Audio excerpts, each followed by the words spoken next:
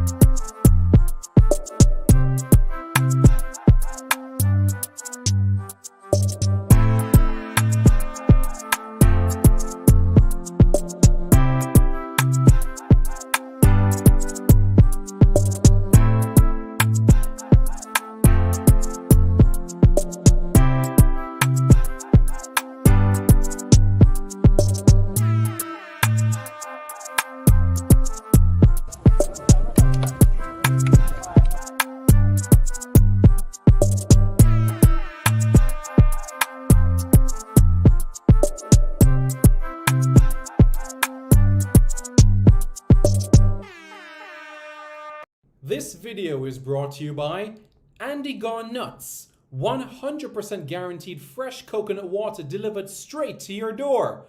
Call 876-309-6128. That's 876-309-6128. Refreshing and affordable. For more information, follow them on Instagram at Andy Gone Nuts.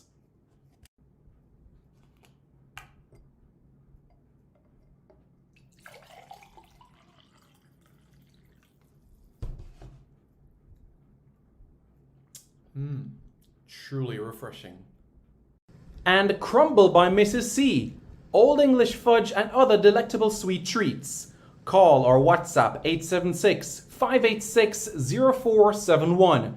That's 876-586-0471. This video is brought to you by Starboys Juices. Infusing fruits with sea moss in Philadelphia and New Jersey. Refreshing, nutritious, and delicious. There are numerous flavors to choose from. There is strawberry sea moss, peanut hard-on, beaten thing, pineapple sea moss, mango sea moss, pineapple ginger, ginger root, cucumber ginger, and so much more. Call Starboys at 1-267-904-3454. That's 1-267-904-3454. Call now and you won't be disappointed. If you think the juices were good, then try Starboys Jello, full of flavor and sumptuous. Again, call Starboys at 1-267-904-3454. That's 1-267-904-3454.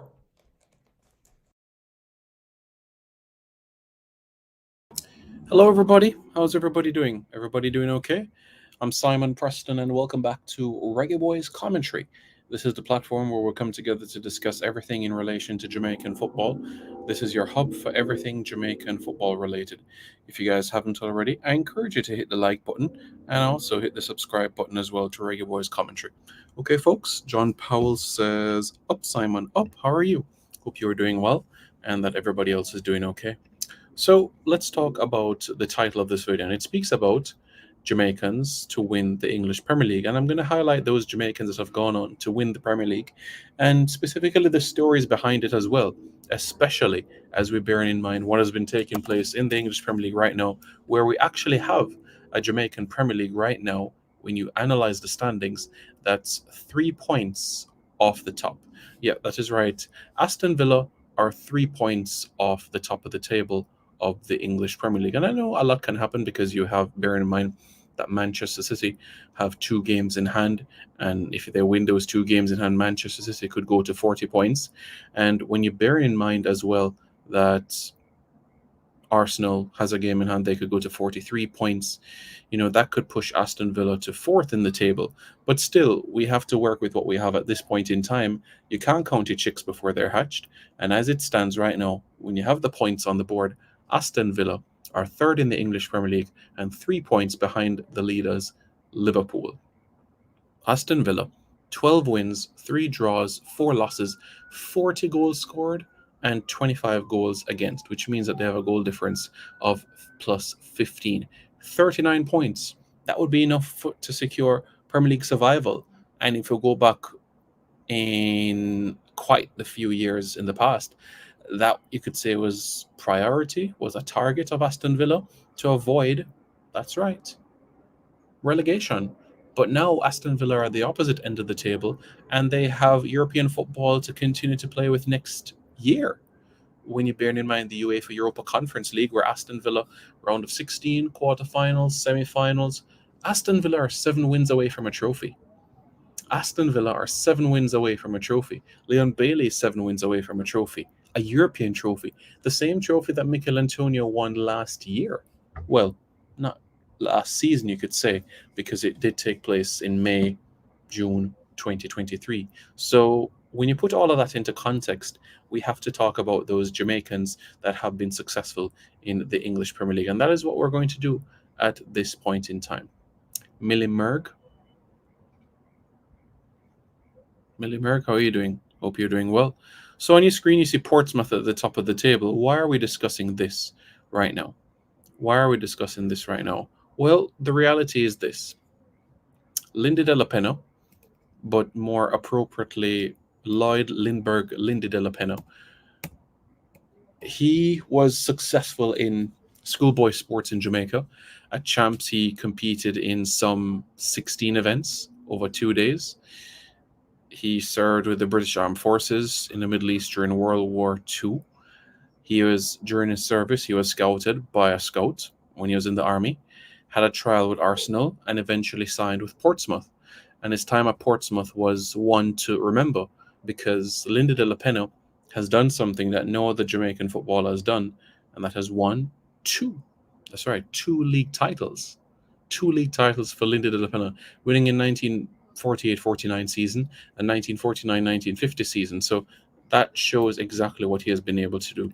And even though he didn't play a significant number of games at the club, he did play an important role in their title push at the back end of the season. Because when you're bearing in mind the run that Portsmouth had to be able to get the better of Birmingham City, Wolves, Bolton Wanderers, Huddersfield, Lindy Delapenha had a role to play in these specific games where he was able to go on and clinch the title at Portsmouth. A deep run in the FA Cup as well, going very, very far within the competition, so going to the semi-finals, playing in a tournament, and assisting the likes of Ike Clark, Bert Barlow, Peter Harris, Dougie Reid, all assisting those sorts of important components towards the team as well. And guess what? Back-to-back winners of the league under Bob Jackson. 5th round of the FA Cup, shared the Charity Shield with Wolves, and also the champions of England. You know what I'm saying? Lindy went on to score twice for I should say once for Portsmouth. And that goal came within the FA Cup itself, scoring an important goal for the Pompey team on their journey. And towards the title as well, winning the title on goal difference. Because they were level on points with Wolves. But that victory on the last day against Aston Villa ensured that they were able to get over the line and towards that important victory. So we give a lot of credit and praise towards Lloyd Lindbergh Delapenha for the work that he was able to do as he won the league title with Portsmouth. After 2 successive seasons at Portsmouth, he transferred all the way up to the northeast, where he joined Middlesbrough. And at Middlesbrough, he spent 8 years at Middlesbrough. And I'll tell you a story of what happened during his time at Middlesbrough. But things started to take off. It really, really did. He is Borough's leading goal scorer in the 1952, 54, and 56 seasons. He went on to score 93 league goals in 270 appearances. So you're looking at a player that gave you a contribution of a goal every 3 games. That's phenomenal. That's absolutely phenomenal. A player that has given you a goal contribution every 3 games. And he wasn't that centre forward. He was more that inside left or inside right. He was not the man at Middlesbrough. Brian Clough was the man. Brian Clough was the man at Middlesbrough. You know, yeah, Brian Clough was the man at Middlesbrough. To be quite frank with you, and in 1958, there in the January transfer window, Sir Matt Busby approached Middlesbrough and wanted to sign Lindy Delapenha because Manchester United, pushing for the European Cup, pushing for the league title, Matt Busby wanted to claim the treble. And I want to play an excerpt, but I'll do this word for word because in 2017 he did an exclusive interview with Faye Ellington, veteran broadcaster Faye Ellington, and Lindy Delapenha spoke about he had a bad feeling and his girlfriend dissuaded him from joining Manchester United. This was January 1958. And February 1958, we know what happened. It was the Air Munich disaster, the plane crash. And he said that could have been him. You know, even though Matt Busby wanted him at Manchester United, he said he didn't have a good feeling about it. He knew about Manchester United's qualities and what they were doing with the Busby babes. But he said he didn't have a good feeling going to Manchester. He was content where he was right now and wanted to finish out the season at Middlesbrough. It's just, interesting, and very, very eye opening when you're bearing in mind how things unfolded from that standpoint, Yeah, that's what I'll say there. Very, very sobering story. Eventually went on to play for Mansfield, and of course, after Mansfield, played for Hereford United and Burton Albion. After playing at Burton Albion, returned to Jamaica, had a short time representing Boys Town, took them from the third tier to the top tier of Jamaican football. And the rest, they say, is history. Well, after that, we know what happened, right? The second Jamaican would have been Wes Morgan. That's right, Wesley Nathan Morgan. Played every single game of Leicester City's title win. Every single minute Wes Morgan played of the Premier League campaign. Scored 2 goals that campaign, won the Premier League, won the Championship, won the FA Cup, played Champions League football, played Europa League football. Wesley Nathan Morgan scored an important goal as Leicester City went to the quarterfinals of the competition itself. So that itself, you have to be pleased of that journey that was made. Played Champions League football, played Europa League football, won the Premier League, won the FA Cup, represented Jamaica in the Copa America and the Gold Cup. When you put that and reflect upon his journey, you have to be praised. You have to give him praise for that. Wes Morgan, not only player, but the first Caribbean international to captain to a team to a Premier League crown. That in itself has to be applauded. And Wes Morgan certainly had an important role to play within that process. So, very pleased for his growth and also being able to be part of that journey. And now, what I want to show you now is what this season is like. I spoke earlier about what the standings are like, but this is where things are like right now as I speak. Aston Villa are 3 points behind the leaders. Aston Villa are 3 points behind the leaders. Aston Villa are 3 points behind the leaders in the English Premier League. Liverpool, Tottenham, Man City, United, West Ham. Yeah, West Ham have had the back-to-back wins have certainly helped West Ham United get into the top 7. Newcastle United, 1 win in their last 5 or 3 points out of a possible 15. Tough. Brighton, 9th. Bournemouth, a good nick of form carrying them all the way up to the top 10. Chelsea, 11th. Wolves, 12th. Fulham, 13th. Brentford, 14th. Crystal Palace, 15th. Nottingham Forest, 16th. Everton, by a whisker ahead of Luton Town. By a whisker. But Luton Town, the back-to-back wins have certainly helped. Now just a point behind Everton. Just a point behind, So that tells us everything right there, Everything we need right there. So that's key. That's the situation that we have right now.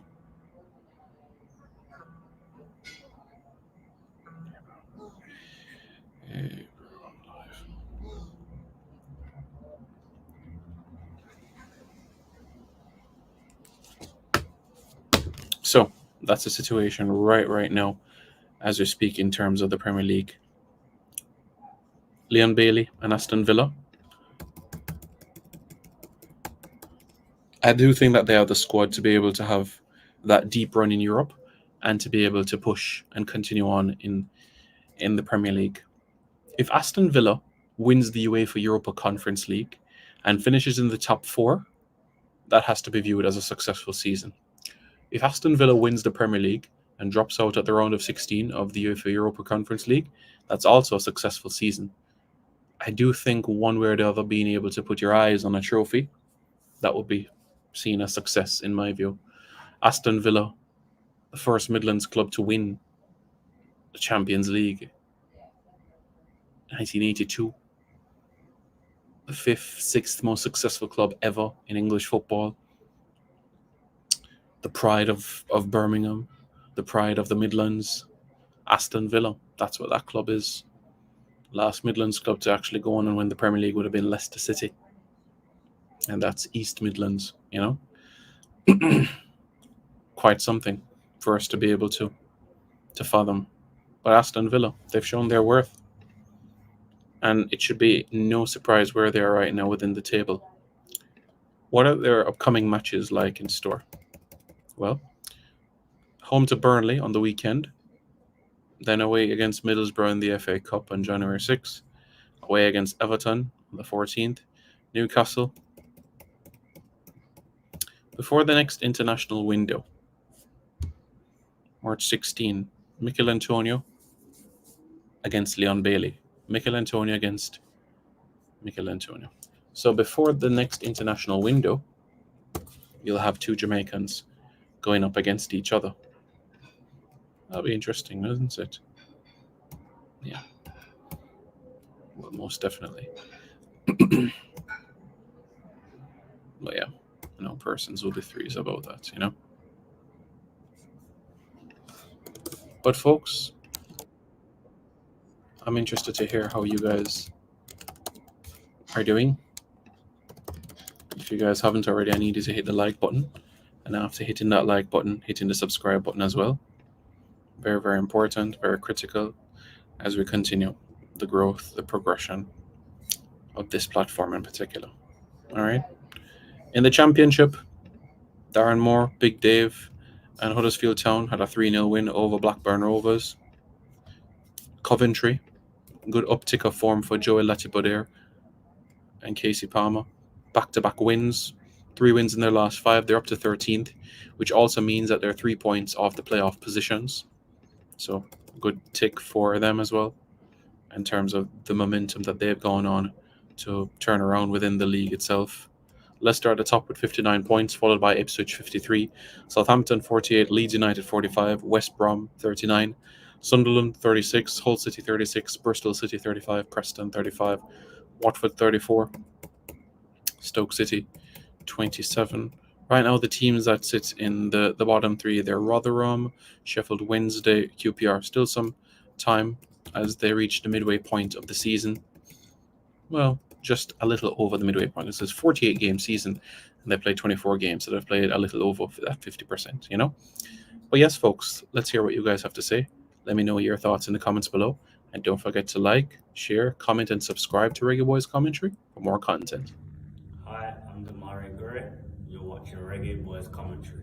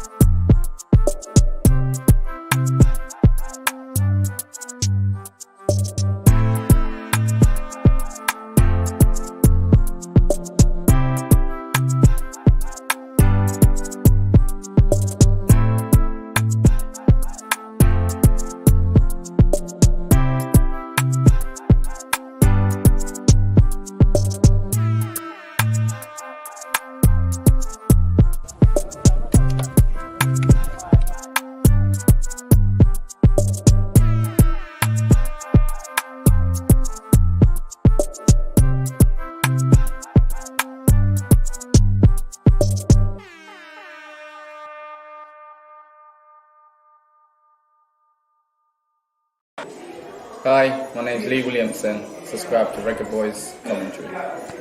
Hi, my name is Joby McAnuff. Subscribe to Reggae Boys Commentary.